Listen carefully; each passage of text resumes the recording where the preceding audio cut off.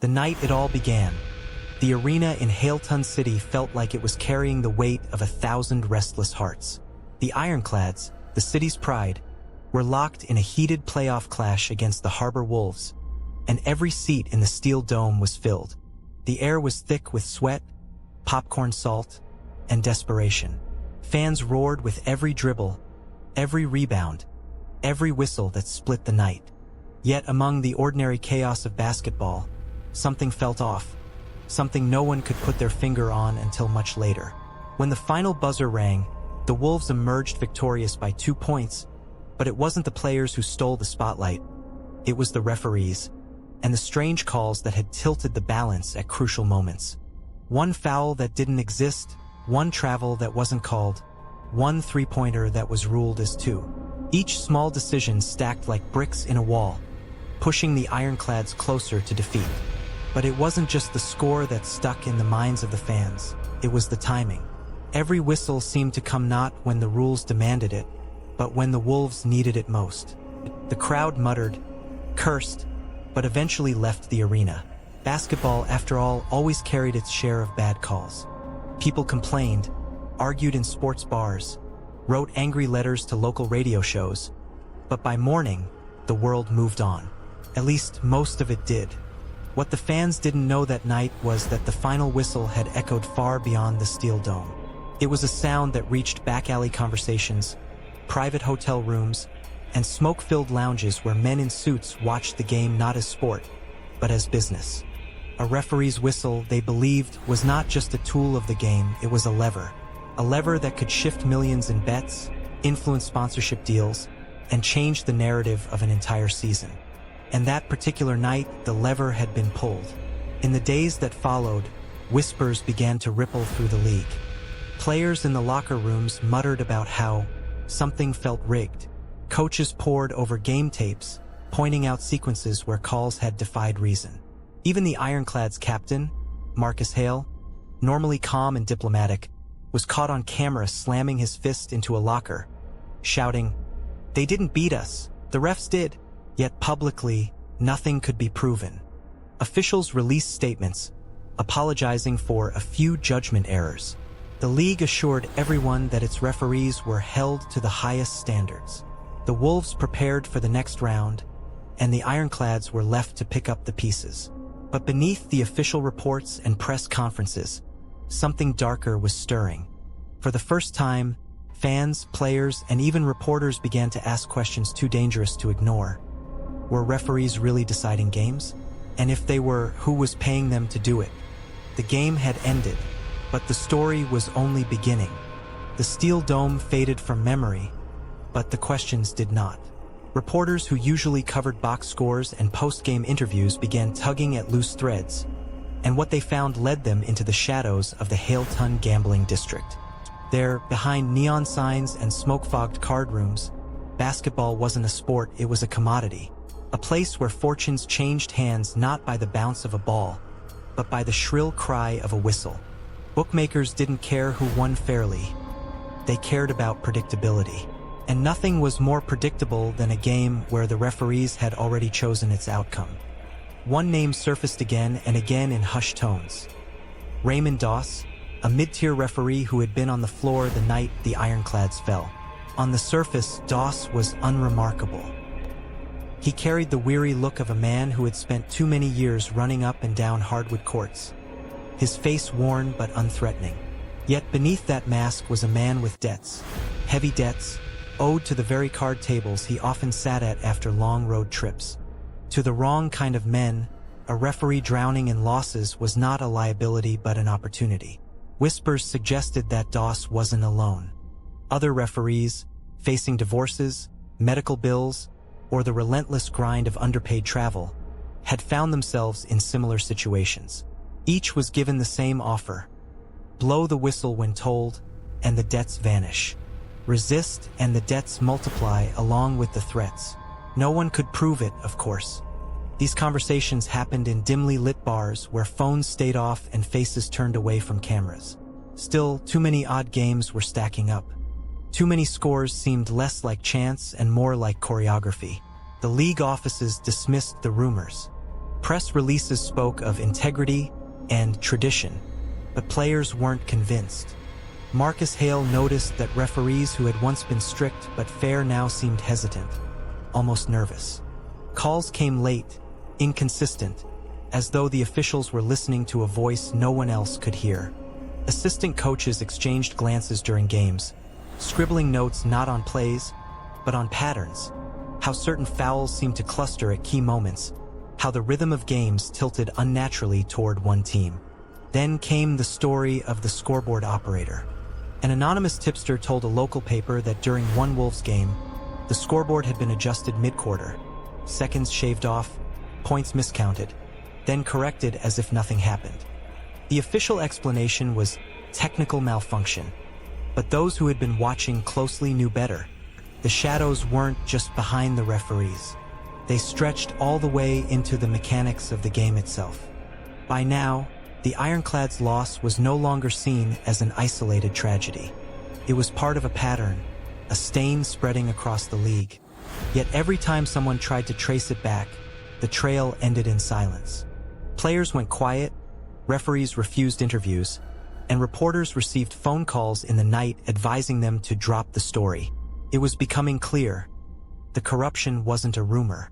It was an invisible hand, pulling strings from behind the scoreboard, rewriting basketball in real time. And those who tried to expose it were finding themselves out of the game entirely.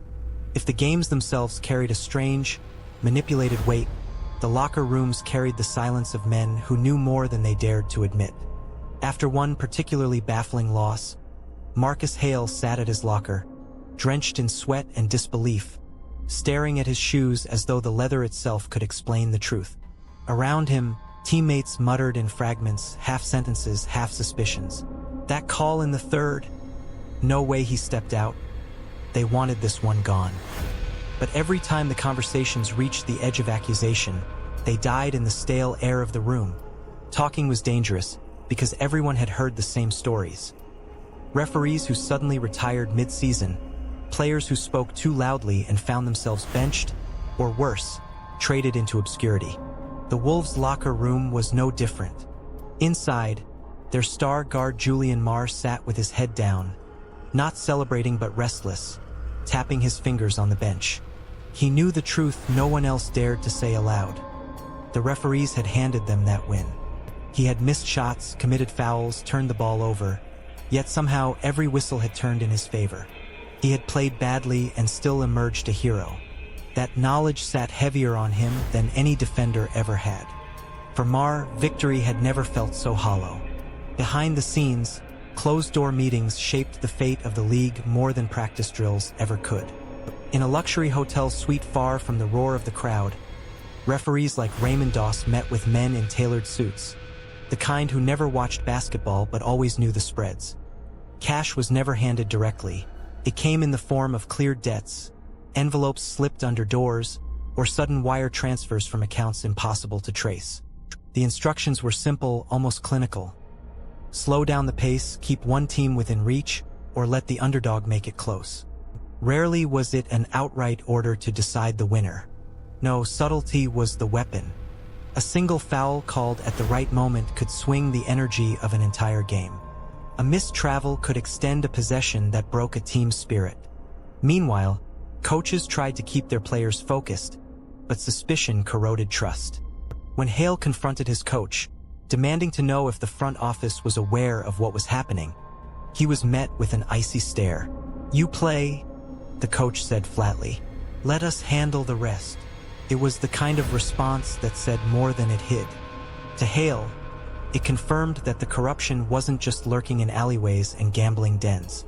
It had seeped into the very architecture of the league itself. The tension spread.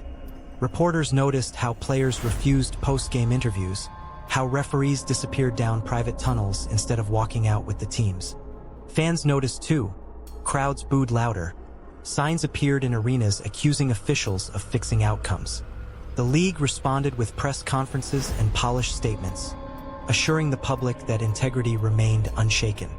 But in the shadows of hotel lobbies and locker rooms, the truth was being bartered, one whispered deal at a time. And as the season crept closer to its climax, everyone knew the stakes were no longer about championships. They were about control, about who truly owned the game. It all came to a head on a night that was supposed to define the season. The Ironclads and the Harbor Wolves met again, this time in the semifinals, with the whole league watching. The Steel Dome overflowed with tension. Fans pressed so tightly into the stands that the air seemed to hum. Commentators billed it as redemption, the chance for Marcus Hale and his team to erase the bitter memory of that earlier, suspect loss. But those who had seen too much knew better. This wasn't just a game. It was a battlefield where invisible hands had already drawn the lines. From the opening tip, something felt poisoned. The Ironclads dominated early, their defense suffocating, Hale pounding through defenders like a storm breaking loose. The Wolves looked rattled, missing shots, fumbling passes. For a brief stretch, it seemed like justice might finally prevail. But then the whistles came. One, then another. Hale called for an offensive foul after barely brushing against his defender. A clean block by their center was ruled goaltending. A Wolves player stepped out of bounds, yet the possession was allowed to continue and ended in a three-pointer. The Wolves clawed their way back, not through skill, but through officiating that seemed to twist the court itself. The crowd knew it too. Boos rained down, deafening in their fury. Chants of "fixed, fixed," shook the rafters, captured by live microphones, broadcast into living rooms across the nation. For the first time, millions of viewers at home weren't just questioning. They were witnessing, in real time, the corruption everyone had whispered about. On the court, Hale's frustration boiled over. After another phantom foul left him benched with 5 personals, he stormed toward the scorer's table, pointing furiously at the referees. His voice carried through the cameras. "You're selling us out." Security rushed in, teammates restrained him, and the broadcast quickly cut away to a commercial. But the damage was already done. For the first time, the illusion cracked on live television. As the Wolves celebrated their narrow, tainted win, the atmosphere was eerie. Their smiles looked forced, their eyes darting toward the exits. Even Julian Marr, the supposed star of the night, left the court with his head down, ignoring the reporters who swarmed him. In the locker room, there was no champagne, no celebration, just silence. Both teams knew they hadn't played a game, they had acted in one. And in this theater, no one had truly won. The fallout was immediate. Talk shows exploded. Fans flooded forums and airwaves with outrage. Analysts replayed the calls frame by frame, circling the inconsistencies like detectives mapping out a crime scene. The league issued its familiar line about human error, but the words felt hollow. Too much had been seen. Too much had been exposed. Yet the truth remained buried under layers of denial and fear. Whispers continued. Referees meeting in secret, players receiving veiled threats, journalists being silenced before they could publish. What had happened wasn't just a scandal, it was a revelation. The game itself had been rewritten before the ball ever hit the hardwood. And in that revelation, one chilling question lingered. If the referees could decide everything, then what was basketball anymore? A sport or a stage play? In the weeks that followed, the echoes of that semifinal game refused to fade. Sports radio hosts who once argued over statistics now spoke like investigators, piecing together timelines of suspicious calls. Fans gathered outside arenas with signs demanding accountability, their chants a mix of loyalty and betrayal.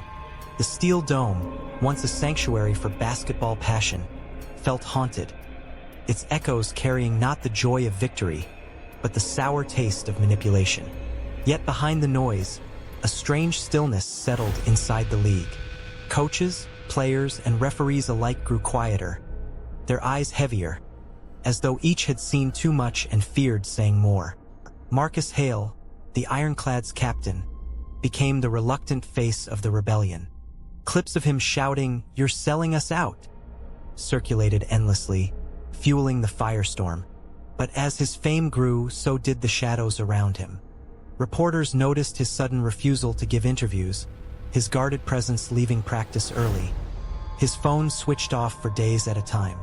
Rumors swirled that he'd been warned, threatened even. Some said anonymous letters were slid under his hotel doors. Others claimed he'd been offered money to stay silent. Whatever the truth, Hale's voice, the loudest against the corruption, slowly disappeared from the conversation. Meanwhile, referees like Raymond Doss kept working games, their faces expressionless, their movements mechanical. They no longer seemed like officials, but like actors following a script no one else could see. When asked about the controversies, they gave the same lifeless lines. "We do our best. Mistakes happen. The game is bigger than one call." Yet behind those words lay a fear far sharper than any player's anger. Doss, in particular, looked thinner, paler, as though every game he officiated drained him further into debt of a different kind. The debt owed not in money, but in loyalty to unseen masters. And then came the silence.